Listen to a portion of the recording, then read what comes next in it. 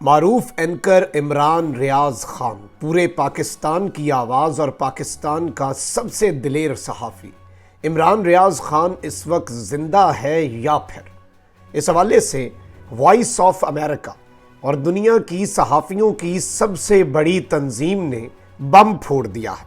इसके साथ ही साथ इमरान खान गद्दार है और इमरान खान और उसकी पूरी टीम मुल्क दुश्मन है। इस हवाले से बैनर्स ही बैनर्स जो हैं वो पूरे पाकिस्तान में लगा दिए गए हैं और इन बैनर्स के साथ एक मरतबा फिर इमरान खान सुरखरू हुआ है, जबकि जस्टिस काजी फाइज ईसा ने हुकूमत को बड़ा सरप्राइज़ दे दिया है। इस हवाले से भी अहम तरीन तफसीलात हैं और 3 बड़ी खबरें हैं जो आपके सामने रखनी है। बिस्मिल्लाहिर्रहमानिर्रहीम, अस्सलाम वालेकुम नाज़रीन कराम, मैं हूं मखदूम शहाबुद्दीन और आप देख रहे हैं मेरा फेसबुक और यूट्यूब चैनल। उम्मीद करता हूँ आप सब लोग बखैर आफियत होंगे और जहाँ भी होंगे अपने अहले खाना समेत खुश भी होंगे और महफूज भी। नाज़रीन कराम, इमरान रियाज खान को लापता हुए, गायब हुए अब बहुत दिन हो चुके हैं और वो जो एक उम्मीद का चिराग है वो मद्धम होता जा रहा है। और इस वक्त जो खबरें आ रही हैं, और अब ये खबरें सिर्फ रूमर्स की हद तक नहीं हैं, ये खबरें अल्लाह करे कि झूठ हों, लेकिन यकीन माने ज़ुबान भी साथ नहीं देती, लेकिन जो चीज़ें हैं वो रिपोर्ट करनी है, आपके सामने रखनी है। और आपसे ये दरख्वास्त है कि ज़्यादा से ज़्यादा दुआ करें। 4-5 और बड़ी ख़बरें भी हैं। इस वक्त हालात ऐसे हैं कि रुका नहीं जा सकता और चीज़ों को जो रिपोर्ट करना है वो बहुत ज़्यादा ज़रूरी हो चुका है। सबसे पहले मैं आपको ये बता दूं कि पीटीआई जो है उसके लिए मुश्किलात बढ़ाई जा रही हैं। शेख रशीद समेत पाकिस्तान तहरीक इंसाफ के 9 रहनुमाओं के डिप्लोमेटिक पासपोर्ट मनसूख कर दिए गए हैं। तहरीक इंसाफ के जिन रहनुमाओं के डिप्लोमेटिक पासपोर्ट्स मनसूख किए गए हैं उनमें शाह महमूद कुरैशी, असद उमर, परवेज़ खटक, आज़म सवाती और अली अमीन गंडापुर शामिल हैं। फ़रूख हबीब, ओन अब्बास बिप्पी, जरताज गुल और अली मोहम्मद खान के डिप्लोमेटिक पासपोर्ट भी मनसूख किए गए हैं। 9 पाकिस्तान तहरीक इंसाफ के और 1 अवामी मुस्लिम लीग यानी कि शेख रशीद साहब। अब यहाँ पर पीटीआई रहनुमा अली जैदी जो हैं उन्होंने भी पाकिस्तान तहरीक इंसाफ और सियासत छोड़ने का ऐलान कर दिया है। यही अली जैदी कुछ दिन पहले बता रहे थे कि अगर पीटीआई मुझसे छुड़वानी है तो मुझे यहाँ माथे पर गोली मारनी पड़ेगी, मैं पीटीआई नहीं छोड़ूंगा। एक वीडियो पैगाम इन्होंने जारी कर दिया है। 9 मई के वाक़यात की मजम्मत की है, कहा है कि काफ़ी सोच विचार के बाद सियासत छोड़ने का फैसला किया है। पीटीआई के तमाम ओहदों से इस्तीफ़ा दे रहा हूँ। हमने पाकिस्तान की खिदमत की और पाकिस्तान के लिए सियासत में आया था। 9 मई के वाक़यात की मजम्मत की थी और दोबारा करता हूँ, पाकिस्तान की फ़ौज हमारा फ़ख्र है। अच्छा, ये सब कुछ तो हो रहा है। इसके साथ ही साथ जो 9 मई के अनफॉर्चुनेट इंसिडेंट्स हैं, जिनमें 2 इंतहाई अफसोसनाक वाक़यात सर फहरिस्त हैं, एक कोर कमांडर हाउस लाहौर का और एक GHQ रावलपिंडी का। तो महकमा दाखिला पंजाब ने जिना हाउस हमला और तोड़ फोड़ के केस में मजीद 4 JITs तश्कील दे दी है। महकमा दाखिला ने इस हवाले से नोटिफिकेशन जारी कर दिया है, जिसके मुताबिक JITs जिना हाउस हमला केस के मुख्तलिफ मुकदमात की तफ्तीश करेंगी। नोटिफिकेशन के मुताबिक एक JIT की convener SSP investigation Anoosh Masood होंगी। उनकी सरबराही में JIT गुलबर्ग में दर्ज मुकदमात की तफ्तीश करेगी। नोटिफिकेशन के मुताबिक 2 JITs की सरबराही SP रजा तनवीर करेंगे, जो मुगलपुरा और सरवर रोड थाने में दर्ज मुकदमात की तफ्तीश करेंगे, जबकि चौथी JIT SP अब्दुल हन्नान की सरबराही में बनाई गई है, जो गुलबर्ग में दर्ज दूसरे मुकदमात जो हैं उनकी तफ्तीश करेंगे। नोटिफिकेशन के मुताबिक एक JIT SSP इन्वेस्टिगेशन जो है उनकी सरबराही में बनाई गई है और इस सारे के सारे मामलात के अंदर अब जो टोटल JITs बनाई गई है 9 मई को Jinnah house Lahore corps commander house में तोड़ फोड़ के मामले में, इन JITs की तादाद जो है वो 5 हो चुकी है। अच्छा, इसके साथ ही साथ आपको पता है कि आर्मी एक्ट लग रहा है और इस सारे के सारे मामलात में लाहौर में भी 16 अफराद को आर्मी के कोर कमांडिंग, जो आर्मी के कमांडिंग ऑफिसर हैं, उनके हवाले कर दिया गया ताकि आर्मी एक्ट के तहत ट्रायल हो सके। पेशावर में भी इस हवाले से चीज़ें हुई और मैं आपको ये बता दूं कि जहाँ पर जो आमतौर पर जराइम में मुर्तकिब फौजी एहलकार होते हैं उनका ट्रायल आर्मी एक्ट के तहत होता है, लेकिन इस एक्ट की जो चंद शिक्कें हैं वो आम शहरियों पर भी लागू होती हैं, जिसको फील्ड जनरल कोर्ट मार्शल कहा जाता है। और किस जुर्म की बिना पर आर्मी एक्ट की कार्रवाई की जा सकती है, इस हवाले से भी कुछ डिटेल्स मैं आपके सामने रख देता हूँ। 2015 में 21वीं आईनी और आर्मी एक्ट में होने वाली तरमीम के तहत मादरे वतन के खिलाफ जंग करने वाले, कौमी और फौजी तनसीबात पर हमला करने वाले या दहशतगर्द और बदअमनी की फजा पैदा करने वाले अफराद को भी आर्मी एक्ट के तहत सजाएं दी जा सकती हैं। इस सब के अंदर ये बताया जा रहा है कि आर्मी एक्ट के सेक्शन 21D में मौजूद 2 शिकों के तहत फौजी इदारों के खिलाफ और फौजियों के हुक्म न मानने पर उकसाने या फिर अस्करी लिहाज किसी को फराहम करने वाले अफराद इन सजाओं के मुर्तकिब हो सकते हैं।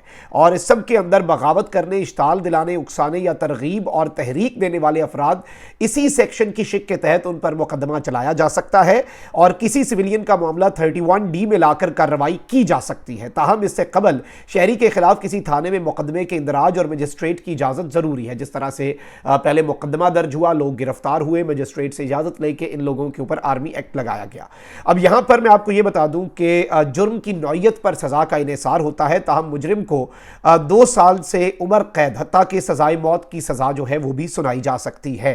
फौज को अस्करी तनसीबात पर हमलों के तनाजुर में हमले का मंसूबा बनाने वालों और उनकी हिदायत जारी करने वालों के खिलाफ ट्रायल का इख्तियार दिया गया है और इस सब के अंदर जो सजा है वो मिनिमम 2 साल है, लेकिन मैक्सिमम इसमें लाइफ इम्प्रिजनमेंट और डेथ पेनल्टी यानी कि सजाए मौत और उम्र कैद जो है ये सजाएं भी हैं। और आप देख लें कि राना सनाउल्लाह साहब ने एक और स्टेटमेंट दे दिया। इन्होंने कहा कि दिफाई तनसीबात पर हमलों को मुसल्लह बगावत हम करार देते हैं। ये पाकिस्तान के स्टेट के खिलाफ एक आर्म्ड, आप कह लें कि रिवोल्ट था, पाकिस्तान के स्टेट के खिलाफ एक मुसल्लह बगावत थी। और इन्होंने कहा कि जिस तरह से दिफाई तनसीबात पर हमले हुए ये मुसल्लह बगावत थे, जब जत्थे दिफाई तनसीबात की हदूद में दाखिल हुए तो ये हमले के मुतरादिफ है। अलबत्ता जो लोग जलाओ घिराव का हिस्सा नहीं थे उन्हें मौका जरूर दिया जाएगा। अच्छा, अब ये सारी की सारी कुछ चीजें थी जो आपके सामने रखना जरूरी थी। अब जरा आ जाते हैं जस्टिस काजी फाइज ईसा और दीगर जो मामलात हैं उनके ऊपर। अच्छा नाज़रीन इकराम, जस्टिस काजी फाइज ईसा जो है उनकी सरबराही में आपको पता है कि एक कमीशन बनाया गया था, जुडिशल कमीशन, और जिसमें इस्लामाबाद हाई कोर्ट और बलूचिस्तान हाई कोर्ट के चीफ जस्टिस भी थे। इस कमीशन ने ऑडियो लीक्स की तहकीकात करनी थी जो कि चीफ जस्टिस की सास भी उस मामले के अंदर आती हैं और चीफ जस्टिस की तरफ ही तोपों का रुख होना था। अल्टीमेटली कल जुबान पर बात आ भी गई हुकूमत की कि चीफ जस्टिस कैसे फैसला दे सकते हैं जबकि ये है ही उनके खिलाफ, मतलब ये कमीशन उनके खिलाफ। अब इससे कल चीफ जस्टिस साहब ने मुअत्तल कर दिया, इसके काम को रोक दिया, इसे कार्रवाई से रोक दिया। तो इस सब के अंदर मैं आपको यह बता दूं कि आज कमीशन के इजलास के दौरान अटॉर्नी जनरल ने गुज़श्ता रोज का अदालती हुक्म पढ़कर सुनाया। इस मौके पर जस्टिस काजी फाइज ईसा ने कहा कि पता तो चले कि कौन ऑडियो जारी कर रहा है, असली भी है या नहीं। हो सकता है जिन लोगों की ऑडियोज हैं उन्होंने खुद जारी की हो सकता है कि अब्दुल क़य्यूम सिद्दीकी ने अपनी ऑडियो खुद जारी की हो। तहकीकात होंगी तो सब पता चलेगा। जज को पैसे देने की बात हो रही है मगर तहकीकात पर स्टे आ जाता है। जजेस के बारे में ऑडियोज आई, तहकीकात तो होनी चाहिए। प्राइवेसी की आड़ में क्या किसी इल्जाम की तहकीकात नहीं होनी चाहिए? मुझे कोई मर्जी के फैसले के लिए रकम ऑफर करे तो क्या ये गुफ्तगू भी प्राइवेसी में आएगी? क्या रास्ते पर कोई हादसा हो जाए तो उसकी वीडियो जारी करना भी प्राइवेसी के खिलाफ होगा? और जस्टिस काजी फाइज ईसा ने कहा कि जजेस के हल्फ में लिखा है कि फराइज आइन और कानून के तहत अदा करूंगा। ये इंक्वायरी कमीशन एक कानून के तहत बना है, कमीशन ऑफ इंक्वायरी एक्ट के तहत ये कमीशन बनाया गया। हम सिर्फ अल्लाह के गुलाम हैं और किसी के नहीं। हमें जिंदगी में बाज ऐसे काम करने पड़ते हैं जो हमें पसंद नहीं होते। और इन्होंने सानिया क्वेटा का जिक्र किया, वो करके ये जज्बाती भी हो गए, दीगर चीजें भी हुई। और इन्होंने जो चीज़ें हैं उसके अंदर अटॉर्नी जनरल से मुकालमा किया जस्टिस काजी फाइज ईसा ने और कहा कि हैरान हूँ आपने कल इन नुकात को रद्द नहीं किया। शुएब शाहीन ने मीडिया पर तकरीरें कर दी, यहाँ आने की जहमत न की। प्राइवेसी हमेशा घर की होती है, किसी के घर में झांका नहीं जा सकता, इस तरह की सारी बातें की। लेकिन ऑब्वियसली इस सब के अंदर जुडिशल कमीशन जो है उसने कार्रवाई रोकनी ही थी और इस सब के अंदर ये जो कार्रवाई है ये इन्होंने रोक दी है। और जस्टिस काजी फाइज ईसा जो है उन्होंने ये कार्रवाई रोकने का एंड पे हुक्म दिया और इवन जो चीज़ें हैं उनके अंदर इस कमीशन को 30 दिन के अंदर वफाकी हुकूमत को रिपोर्ट पेश करनी थी और ये सारी चीज़ें होनी थी। लेकिन अब ऐसा नहीं होगा और इवन वो जो सामान वगैरह था वो वहाँ से वापस भेज दिया गया। जो जदीद कंप्यूटर और दीगर चीज़ें मांगी थी इस कमीशन ने, वो सारे का सारा सामान सुप्रीम कोर्ट ऑफ पाकिस्तान से वापस भेज दिया गया है। और वैसे इसमें ड्रामाई मोड यहाँ पर हुआ कि कमीशन के सरबराह जस्टिस काजी फाइज ईसा ने रिमार्क्स में कहा कि सुप्रीम कोर्ट के फैसले दूसरी अदालतों और तमाम इदारों पर लागू होते हैं या सुप्रीम कोर्ट के जजों पर भी होते हैं। हमने आइन और कानून के दिफा का हल्फ उठाया, लेकिन ऑब्वियसली सुप्रीम कोर्ट की एक जजमेंट है, उस जजमेंट के तहत justice Qazi Faez Isa contempt of court नहीं कर सकते थे, इसलिए जस्टिस काजी फाइज ईसा साहब जो है वो पीछे हटे हैं। अच्छा, अब जो सूरत हाल इस वक्त बन चुकी है उसके अंदर आज रावलपिंडी की मुतअद्दिद सड़कों पर और मरी रोड पर दर्जनों फ्लैक्स और बड़े बड़े बैनर्स जो हैं वो आवेजा किए गए और इस सब के अंदर बताया गया कि जी यौम मजम्मत गद्दार पाकिस्तान, मतलब आज ये अनऑफिशियली कोई दिन मनाया जा रहा है। इससे पहले एक दिन मनाया गया जो पूरी कौम ने पूरे जोशो जज्बे से मनाया, वो हमारे शोहदा के लिए दिन था, पूरी कौम का फख्र है। अच्छा, आज यौम मजम्मत गद्दार पाकिस्तान और एक वॉल ऑफ शेम बनाई गई जिसमें पीटीआई के रहनुमा और इसमें उनकी चेहरों के ऊपर इस तरह के बैनर्स और इस तरह की चीजें की गई। इसमें हैरान कुन तौर पर पहली लाइन में अली मोहम्मद खान के साथ और हसन न्याजी के दरमियान आप देख सकते हैं कि बाकी सारी पीटीआई की लीडरशिप है, लेकिन इमरान रियाज खान जो है उनकी तस्वीर भी लगाई गई और उनके चेहरे के ऊपर भी वो काली स्याही के साथ वो जो हाथ का एक डिजाइन बनाया गया है वो लगाया गया है। और इस तरह की तस्वीर पूरे के पूरे पिंडी के अंदर और मरी रोड के ऊपर लगा दी गई हैं। और मैं ये समझता हूं कि कप्तान इसमें सुरखरू इसलिए हुआ है क्योंकि ये पहली मर्तबा नहीं है कि किसी पर गद्दारी का कोई इस तरह का फतवा लगा हो या गद्दारी का सर्टिफिकेट जो है वो बांटा गया हो, क्योंकि इससे पहले मोहतरमा फातिमा जिन्ना जो हैं उन्हें भी इसी तरीके से मुसल्लह अफवाज को बदनाम करने वाले अनासिर बर्दाश्त नहीं किए जाएंगे, सदर अयूब का इंतबाह, और मोहतरमा फातिमा जिन्ना को मुल्क से गद्दारी और दीगर चीज़ों का जो मुर्तकिब है वो भी करार दिया गया था इनकी तरफ से। तो जाहिर बात है ये एक बहुत बड़ा कंसर्न भी है, एक बहुत बड़ा सवालिया निशान भी है, और इमरान खान के हवाले से इसका फ़ायदा कोई नहीं है। आप इससे पहले जो हुआ वो ठीक है, लेकिन मैं समझता हूँ ये नहीं करना चाहिए, इससे हालात ख़राब होते हैं, इससे ठीक नहीं होते। ये चीज़ समझे, इस चीज़ का इदराक करे, और ये जो भी कर रहा है, जो भी आम शहरी होगा ऑब्वियसली, लेकिन उसे इस तरह की चीज़ें नहीं करनी चाहिए।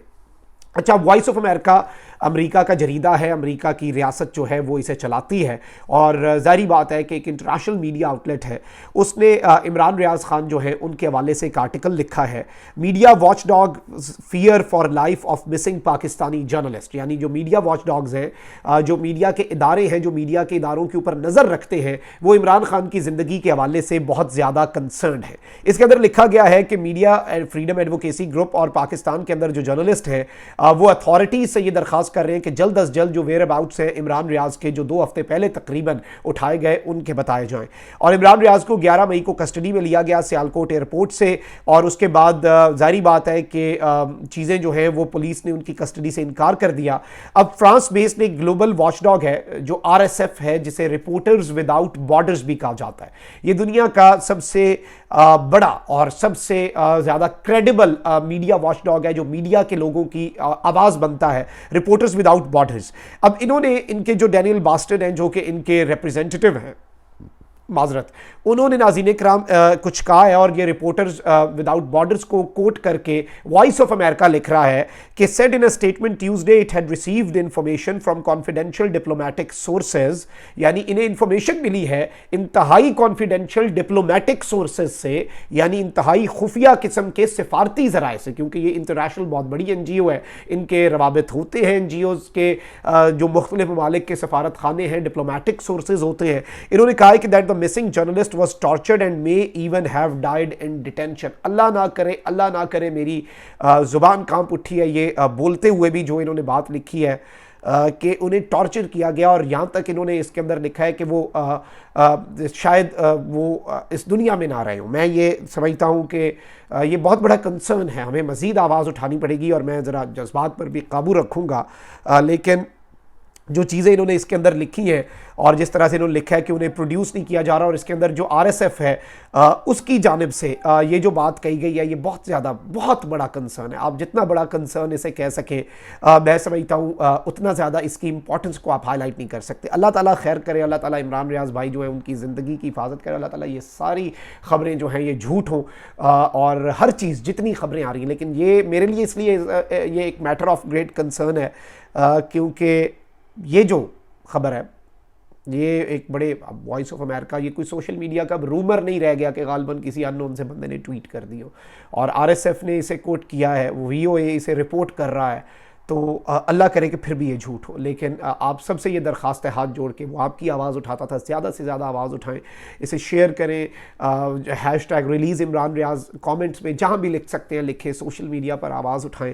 हम यही अभी कर सकते हैं, और वो हमारे लिए आवाज़ उठाता था, हमने उसके लिए आवाज़ उठानी है। अपना बहुत ख्याल रखें। अल्लाह निगहबान। पाकिस्तान जिंदाबाद।